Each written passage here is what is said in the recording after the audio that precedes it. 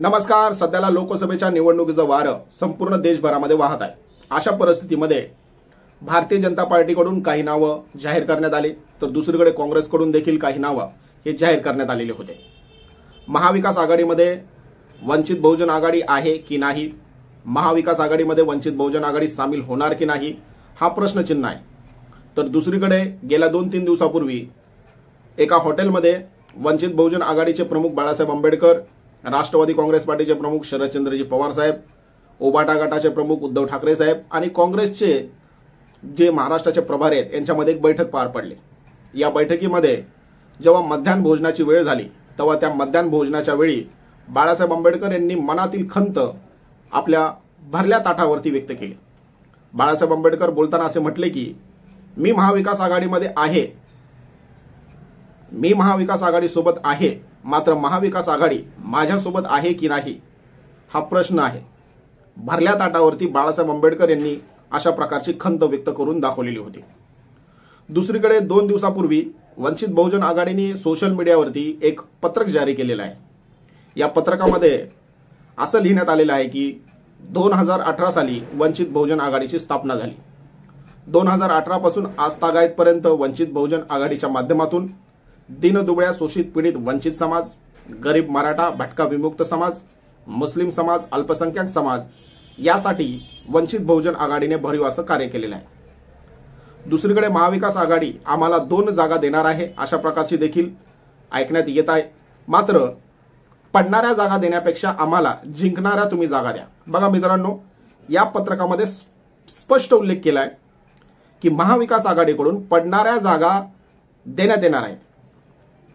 वंचित बहुजन आघाडीचं असं म्हणणं आहे की तुम्ही आम्हाला पडणाऱ्या जागा देणार आहात आणि पडणाऱ्या जागांच्या बदल्यात वंचित बहुजन आघाडीची जी हक्काची मतं आहेत, प्रत्येक मतदारसंघामध्ये साधारणपणे 2 ते 2.25 लाख एवढी मतं आहेत असं बाळासाहेब आंबेडकर यांनी भरपूर वेळा बोलून दाखवलेलं आहे.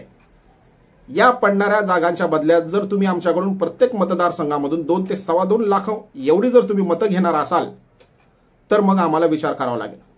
मग बाळासाहेब आंबेडकर यांना पडणाऱ्या कोणत्या जागा मिळू शकतात की त्या ठिकाणी काँग्रेसचंही काम नाही, राष्ट्रवादीचंही काम नाही, सेनेचंही काम नाही आणि वंचित बहुजन आघाडीचं तुटपुंज असं जर कार्य असेल तर त्या ठिकाणातून पडणाराच उमेदवार बाहेर पडेल किंवा त्या जागा आम्हाला कुठल्या मिळतील. एक समीक्षा करण्यात आली, त्याच्यावरती असं निदर्शनास आलेलं आहे की वंचित बहुजन आघाडीला साधारणपणे 4 जागा या पडणाऱ्या मिळणार आहेत. त्यापैकी पहिली जागा म्हणजे नागपूरची. नागपूर या मतदारसंघामधून आरएसएस आणि भारतीय जनता पार्टीमध्ये एक दमदार असं नाव म्हणजे नितीन गडकरी साहेब. नितीन गडकरी साहेब यांच्या पाठीशी आरएसएसचे कार्यकर्ते उभे आहेत, दस्तूर खुद्द आरएसएस उभा आहे आणि संपूर्ण महाराष्ट्रभरामधून नितीन गडकरी यांच्या संदर्भामध्ये एक भावनिक लाट आहे आणि त्याच्यामुळे ही पडणारी जागा वंचित बहुजन आघाडीला मिळू शकते. 2019च्या निवडणुकीमध्ये जर पाहिलं तर नितीन गडकरी यांना साधारणपणे 6,60,221 म्हणजे साधारणपणे 55.67% एवढी मतं त्यांना मिळालेली आहेत. तर 2 नंबरला होते नाना पटोले.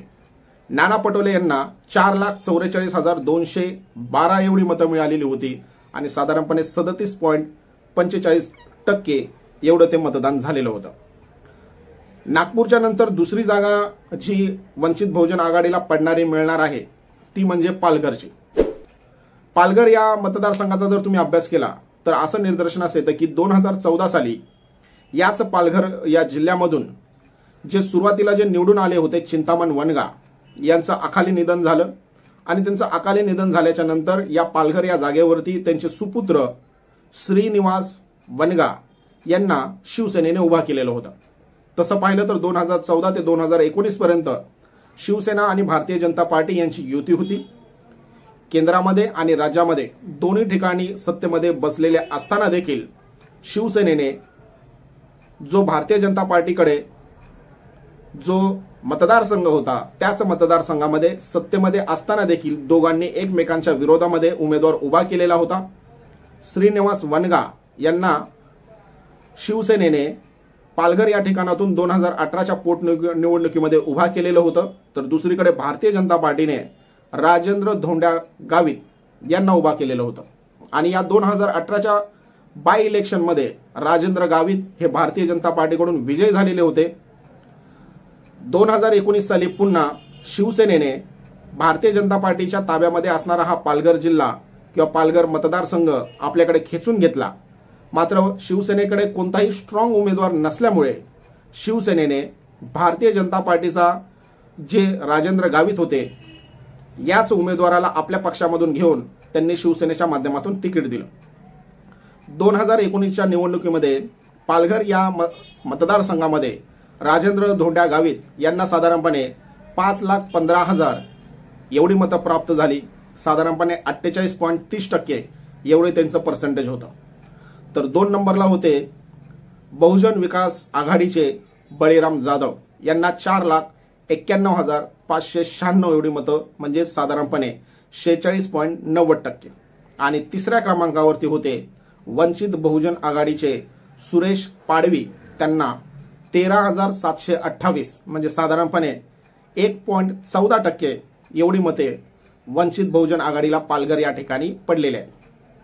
पालघर या मतदारसंघामध्ये शिवसेनेचं काम किती आहे? काम जर त्यांचं भरमसाठ होतं तर त्यांनी भारतीय जनता पार्टी सारख्या उमेदवाराला आयात करून त्या ठिकाणी का उभा केलं, हा प्रश्नचिन्ह आहे. याच मतदारसंघामध्ये काँग्रेस आणि राष्ट्रवादी यांचं कार्य देखील तुटपुंज आहे. आणि अशा ठिकाणी वंचित बहुजन आघाडीच्या उमेदवाराला साधारणपणे 1.14% एवढीच मते प्राप्त झालेली आहेत. आणि त्यामुळे दुसरा मतदारसंघ पडणारा म्हणजे पालघर हा वंचित बहुजन आघाडीला मिळू शकतो. तिसरं जर नाव असेल तर तिसरं नाव आहे तुमचं जालना. मित्रांनो, आपल्या सगळ्यांनाच माहिती आहे की गेल्या 6-7 महिन्यापासून जालना या ठिकाणातील आंतरवली सारटी या ठिकाणी मनोज जारंगे पाटील यांच्या माध्यमातून मराठा समाजासाठी जे भलं मोठं असं आंदोलन निर्माण केलं ते या जालना जिल्ह्यामध्ये. जालना जिल्हा जर तुम्ही पाहिला तर साधारणपणे या ठिकाणी 1996 पासून भारतीय जनता पार्टीचा उमेदवार हा सतत निवडून किंवा जिंकून आलेला आहे. 1996 आणि 1998 अशा 2 वेळा त्या ठिकाणातून भारतीय जनता पार्टीमधून उत्तम सिंग पवार हे जिंकून आलेले आहेत. आणि 1999 पासून आज तागायत साधारणपणे 1, 2, 3, 4, 5 टर्म भारतीय जनता पार्टीचे रावसाहेब दानवे हे सतत 5 वेळा त्या ठिकाणातून जिंकून आलेले आहेत. बाळासाहेब आंबेडकर यांनी 2019 सालीचं जर तुम्ही त्यांची भाषणं किंवा पत्रकार परिषद जर ऐकली तर बाळासाहेब आंबेडकर यांचं असं म्हणणं होतं की काँग्रेस आणि राष्ट्रवादी म्हणजे त्यावेळी सेना आणि बीजेपी एका बाजूला होते आणि एका बाजूला काँग्रेस आणि राष्ट्रवादी हे दोघं एका बाजूला होते. बाळासाहेब आंबेडकर यांचं असं म्हणणं होतं की ज्या ठिकाणी काँग्रेस आणि राष्ट्रवादी यांच्या उमेदवाराचा सलग 3 वेळा पराभव झालेला आहे, 3 वेळा ते जिंकू शकलेले नाहीत, अशा जागांवरती अशा जागा आम्ही मागणी केलेल्या आहे. याच्यामधली ही एक जालना आहे. जालना या ठिकाणी देखील भारतीय जनता पार्टीचं वर्चस्व आहे. साधारणपणे 1996 पासून आज तागायतपर्यंत या ठिकाणी भारतीय जनता पार्टीचाच उमेदवार निवडून आलेला आहे. आणि त्यामुळे ही तिसरी पडणारी जागा वंचित बहुजन आघाडीला मिळू शकते. त्याच्यानंतर पुढची जागा जर म्हटली तर बाळासाहेब आंबेडकर हे संपूर्ण महाराष्ट्रभरामध्ये गाजलेलं नाव आहे. बाळासाहेब आंबेडकर यांच्या संदर्भामध्ये स्पष्ट बोलणारे वक्ता, निर्भीडपणे बोलणारे वक्ता, तोंडावरती बोलणारे वक्ता, अशा प्रकारचं बाळासाहेब आंबेडकर यांचं नाव आहे.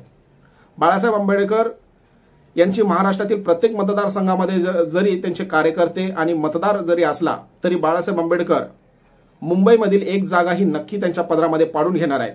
अशा वेळी मुंबईमधील एक पडणारी जागा त्यांना मिळू शकते, ती म्हणजे उत्तर मुंबई. उत्तर मुंबई या ठिकाणी जर तुम्ही पाहिलं तर उत्तर मुंबई या ठिकाणी सध्याला त्या ठिकाणातील खासदार आहेत गोपाळ शेट्टी. हे भारतीय जनता पार्टीचे आहेत. यांना साधारणपणे 2019च्या निवडणुकीमध्ये 7,06,678 म्हणजे 71% एवढी मतं पडलेली आहेत. तर त्याच्या तुलनेमध्ये काँग्रेसच्या उर्मिला मातोंडकर यांना 2,41,431 म्हणजे 24.39% आणि वंचित बहुजन आघाडीच्या उमेदवाराला म्हणजेच सुनील उत्तमराव थोरात यांना 15,691 म्हणजे साधारणपणे 1.59% एवढे मतं मुंबई या मतदारसंघामधून मिळालेले आहेत. अशा प्रकारे वंचित बहुजन आघाडीला 4 या पडणाऱ्या जागा मिळणार आहेत. त्यापैकी 1 जागा नागपूर, दुसरी पालघर, तिसरी जालना आणि चौथी म्हणजे उत्तर मुंबई.